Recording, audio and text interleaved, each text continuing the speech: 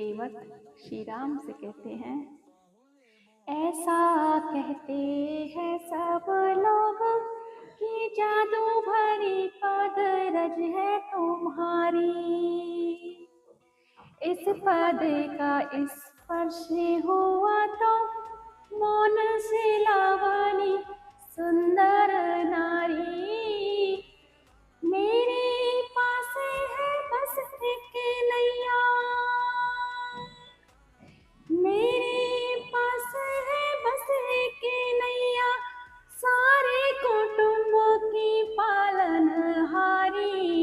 नाव बनी यदि नारी तो आएगा मुझ निर्धन पर संकट भारी। एक नारी का कठिन है पालन, कैसे पालूंगा दो दो नारी। जय जय श्री राम।